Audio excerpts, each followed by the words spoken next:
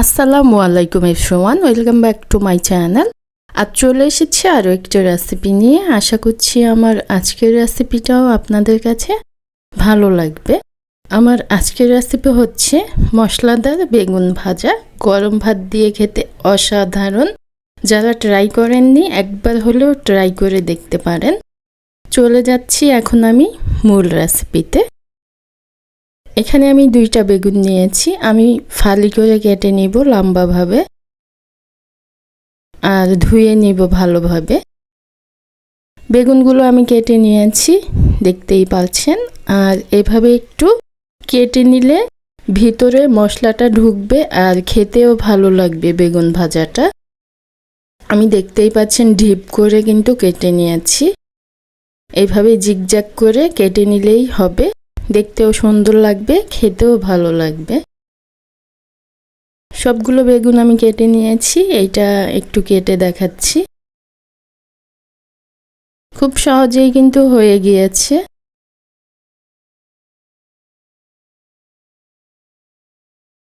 এই তো হয়ে গিয়েছে। এইভাবে আমি সবগুলো কেটে নিয়েছি। এখন আমি মশলা রেডি করে নিব বেগুন ভাজার জন্য। একটা ব্লেন্ডার জারে নিয়ে নিচ্ছি শুকনো মরিচ। মরিচগুলো আমি ভিজিয়ে রেখেছিলাম। 5-6টি শুকনো মরিচ নিয়েছি আর 2টা নিয়েছি রসুন। এটা দেশি রসুন। অল্প পানি দিয়ে আমি পেস্ট করে নিয়েছি। আর এখানে 1 চা চামচ নিয়েছি মরিচের গুঁড়া, 1/2 চা চামচ হলুদ গুঁড়া আর লবণ নিয়েছি স্বাদ মতো। সব কিছু এখন ভালোভাবে মিক্স করে নিয়েছি। এখন সেই পেস্ট দিয়ে দিচ্ছি।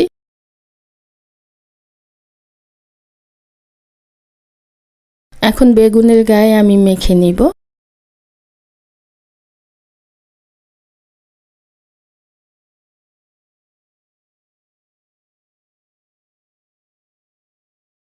ভালোভাবে বেগুনের গায়ে আমি মাখিয়ে নিচ্ছি মশলাগুলোকে।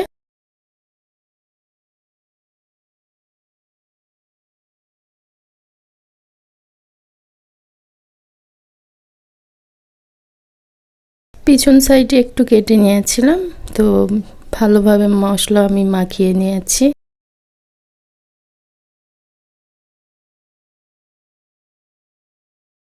সবগুলো বেগুন একইভাবে আমি মশলা মাখিয়ে নিচ্ছি।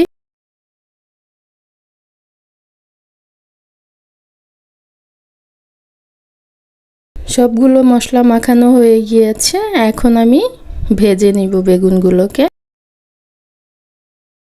দোনো সাইডে মশলা মেখে নিয়েছি।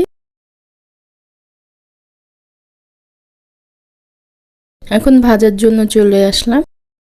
একটি প্যান বসিয়ে তেল দিয়ে দিচ্ছি পরিমাণ মতো। তেল গরম হয়ে গিয়েছে, এখন বেগুনগুলো দিয়ে দিচ্ছি। 2টা করে ভেজে নিব। চুলার আঁচ মিডিয়াম টু লোতে রাখবো। এক পাশ ভাজা হয়ে গিয়েছে, আমি উল্টে দিচ্ছি।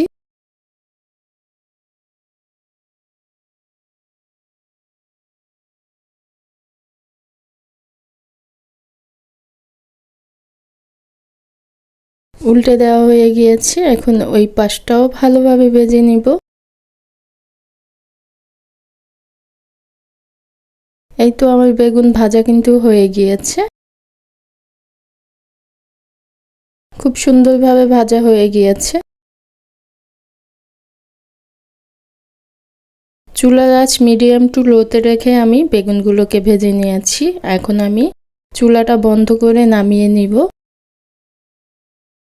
মাশাআল্লাহ, দেখতে যেমন সুন্দর হয়েছে, খেতেও আলহামদুলিল্লাহ খুবই মজার হয়েছে। আশা করছি আমার আজকের রেসিপি আপনাদের কাছে ভালো লেগেছে। ভালো লেগে থাকলে প্লিজ একটি লাইক দিয়ে দিবেন। আর যারা এখনও আমার চ্যানেলটাকে সাবস্ক্রাইব করেননি প্লিজ সাবস্ক্রাইব করে দিবেন। আজকের মতো এখানেই বিদায় নিচ্ছে। আবার ফিরে আসব নতুন কোনো রেসিপি নিয়ে। সে পর্যন্ত সবাই ভালো থাকবেন, সুস্থ থাকবেন। আল্লাহ হাফিজ।